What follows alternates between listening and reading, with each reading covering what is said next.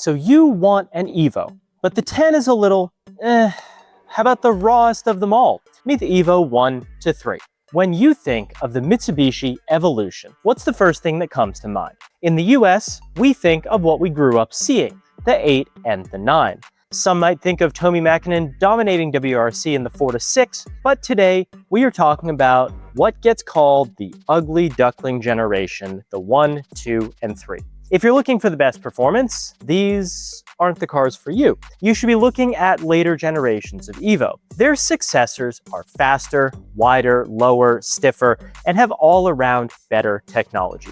But if you happen to like how they look and you don't mind that these aren't the fastest and you can't afford a GC8 Subaru, these will definitely give you a raw, nostalgic driving experience that only pre-2000s Japanese cars can. First, why are we grouping the 1, the 2, and the 3 together? Well, those of you who are not fluent in Evo might be wondering why. Well, that's because they're all based on the same chassis. They're all very similar. After all, Mitsubishi was pumping out a new generation almost every year. The same goes for the 4 through 6 and 7 through 9. The Evo 10 is a bit of an outlier, however. So what are we talking about today? What makes them legendary? Rally heritage, GSR versus RS, Evo 1 through 3 differences, why you should buy one, why maybe you shouldn't buy one, some common mods, what makes them so legendary. First off, let's talk equipment or lack thereof. These come with the 4G63 engine, although not as refined as later versions. They are super stout motors that have been shown to produce some large power figures. This generation makes somewhere in the mid-200s right out of the box, and if you want to push it further, the stock internals can easily handle 400. Not too bad, especially for the 90s. The 4G engine architecture has been around for almost 40 years. Oh my god. Now, the aftermarket support is immense. With a modern ball bearing turbo, the appropriate supporting modifications, you can build a very capable canyon carving Evo for not a lot of money. This engine was combined with a super light, nimble chassis equipped with all-wheel drive, and the result was, of course, a match made in heaven. See, Mitsubishi had already put together a capable all-wheel drive system for the Galant VR4. They took it out of that, they put it in a smaller chassis, and this is a simple, robust setup made to handle some extreme abuse. When you think Evo, the first thing that probably comes to mind is the World Rally Championship. While it's true that the Evo did dominate in the late 90s, it was not an immediate success in the same way that the Subaru GC platform was. No, in fact, the Evo 1 and 2 scored a handful of podiums from 93 to 95. Their first and only win was in Sweden in 95 when Evos driven by Kenneth Eriksson and Tomi Makinen, I'm mispronouncing his name, I know, finished first and second. So the Evo didn't dominate during this period, but it showed a lot of promise, especially in the snow. With the Evo 3, things started to really take off. In 96, the Evo took 3 championship for drivers wins under Makinen, although Subaru ended up winning more manufacturers' championships during this time. Later with the 4 to 6, Mitsubishi would really start to dominate, but we're not talking about that today. We never really got these cars in the US, and so besides the hardware and racing heritage, these cars are obviously very special here because we just never got them. As it stands, they are already a low production car even in Japan, but show up to any meet in an Evo 1 through 6. Yes, I know it's a 1 through 3 video, but 1 through 6. You're bound to get some attention. They're really not something you're going to see in the wild. They're not something you're going to see every day. Heck, they're even less common than like the Skylines and Supras and similar. If you like cool retro JDM cars and you think this generation of Evo is right for you, there are a few things to know about them. For the 1 through 3, there are 2 trim levels and 2 trim levels only, GSR or RS. GSR is the higher of the 2 trims. These are better adapted to daily driving with creature comforts such as digital climate control, which probably doesn't work, AC, electric windows, and electric mirrors. They come with better technology such as active center differential, ABS, aluminum wheels, but you're changing those out, right? And even Recaro bucket seats. Compared to the Rally Sport or RS trim level, which is a bare bones version, you get an analog climate control, crank windows, no AC, non-power door locks, no sound system, not even a trunk interior. The intent was to deliver a cheap skeleton car that could be modified to race spec using aftermarket parts. They even come on steelies, which is crazy. And so what does shedding all that extra weight do for you? Well, they're about 150 to 200 pounds lighter than the GSR. Which one, you might be asking, is better? Naturally, the RS was originally cheaper, however, the tables have turned 10 to 15 years later. In total, there were around 3,800 RS models produced of the Evo 1, 2, and 3, compared with around 15,000 of the GSR. For this reason, the RS gets a heavy rarity tax. If you can find a deal on an RS, that's probably the one to get, as it's more collectible, and that's kind of the point of these retro cars. Just make sure you are not buying an X-rally car, X-race car, anything of that nature. So now what are the differences between the 1, the 2, and the 3? Well, while they are based on the same chassis, there are a few defining characteristics of each Evo. The 1, not surprisingly, it's the least powerful, it's the least refined Evo. You might be surprised to learn it wasn't even called Evo, but rather Lancer RS. Its 4G put out about 250 horsepower, although later versions would be modified by the factory to make a little bit more. Generally, you're not finding one in stock trim anyway, so that's largely irrelevant. Now, launched in 1992, there were about 7,500 units, 250 horsepower. There you go. Evo 2. The 2 wasn't much different from the original. There were a few aero modifications, like a more aggressive rear wing and a front lip, but nothing that's immediately going to catch your eye, and you could easily mistake a 1 for a 2 or vice versa. It had a slightly more aggressive tune, making 10 extra horsepower, and these cars did receive proper Evo badging on the trunk and the rear doors, so they're kind of the first Evo, but right? These were launched in 94, 6,200 units produced, so pretty rare, making 260 horsepower. And the Evo 3, if you've watched Initial D, you will recognize this as writer, I can't pronounce that name's car.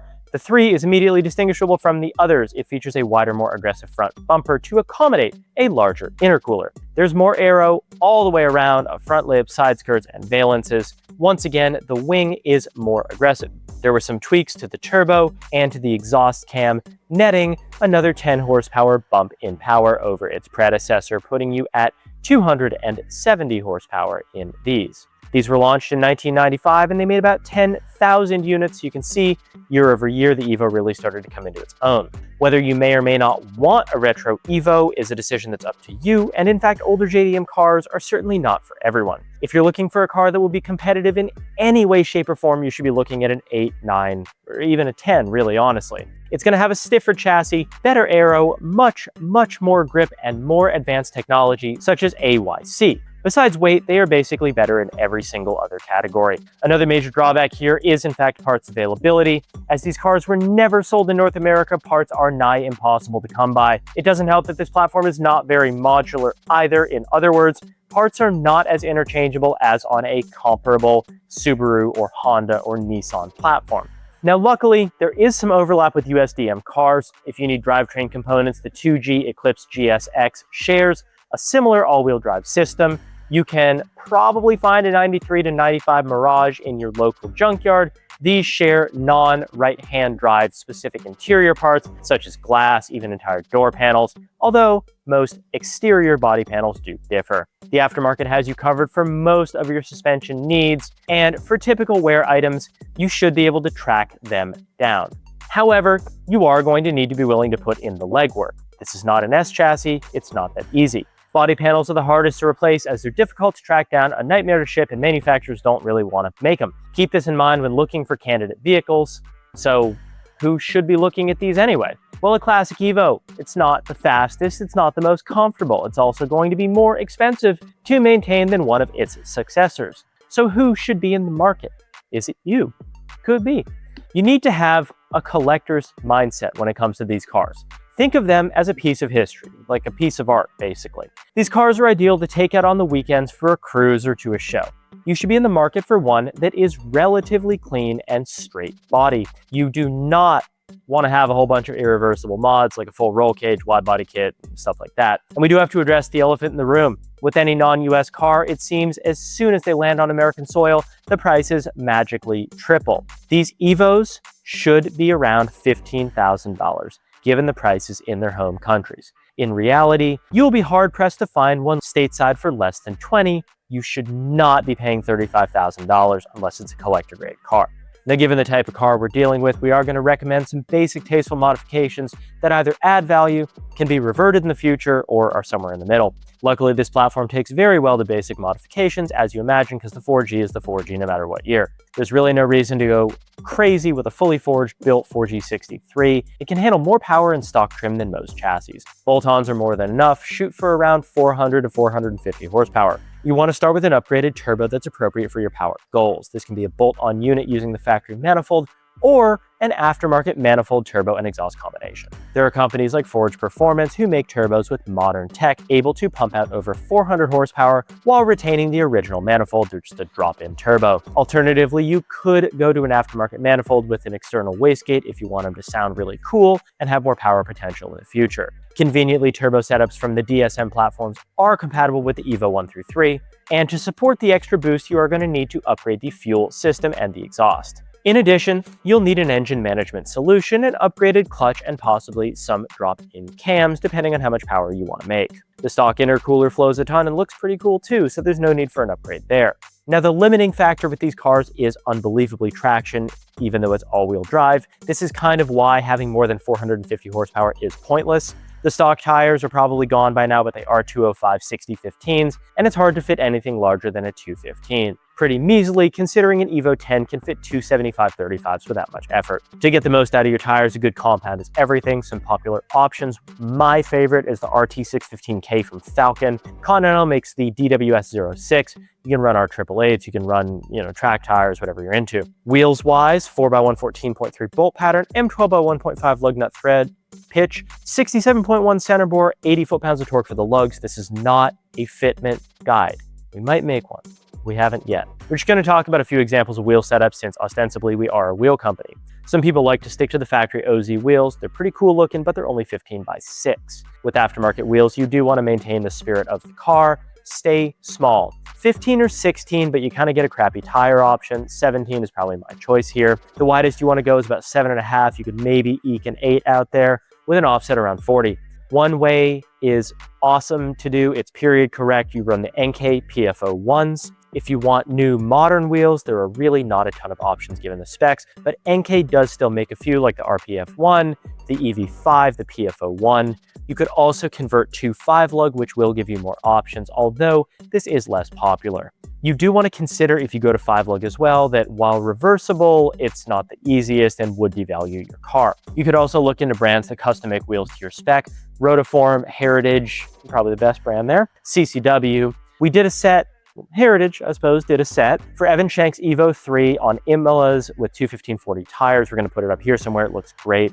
Now, suspension-wise, the factory suspension was great in the 1990s. If you're still on stock suspension, you need to do something about that immediately. A set of coilovers is a must-have for this type of car. BC Racing makes a few options and is probably what we would recommend. Some are geared towards street use, while others are more track-focused. Regardless of what you need while you're working on the suspension, it is a good idea to replace the brake pads. Also, be sure to check out the sway bar, control arm bushings, as those are known to dry and crack pretty early. If you need camber adjustment, coilovers will give you coverage in the front. However, in the rear, you will need some adjustable arms. The reality of doing suspension on a car this old is to just do it all. Just do all your arms, coilovers, bushings, there you go. However, just know that the aftermarket support for this is almost infinite, depending on how far you want to go suspension-wise. So let's wrap it all up. Some people love these retro Evos for the nostalgia factor, while others forget they even exist. Whether you love them or you hate them or you're just kind of ambivalent on them, you can't deny that they spawned an era for Mitsubishi and WRC. These days, you are more likely to see one at your local Cars and Coffee than at a track day, and honestly, given their performance, that is probably what they're best for. This is a better platform for a resto mod than a time attack build. If you want that, buy a 7, 8, or 9. So let us know in the comments down below, would you drive a retro Evo or would you go for a different generation? Is there another car we should do a video on next? Thank you all so much for watching the video. Oh, by the way, wheel company. Again, if you forgot, if you have an Evo 1 through 3, we also know a thing or two about vintage Japanese wheels. We probably get you taken care of. Thank you all so much for watching the video. If you enjoyed it, please drop a like, drop a comment, drop a subscribe. Subscribes really help us grow the channel and provide you guys more content like this. Thank you again, and I'll see you in the next one.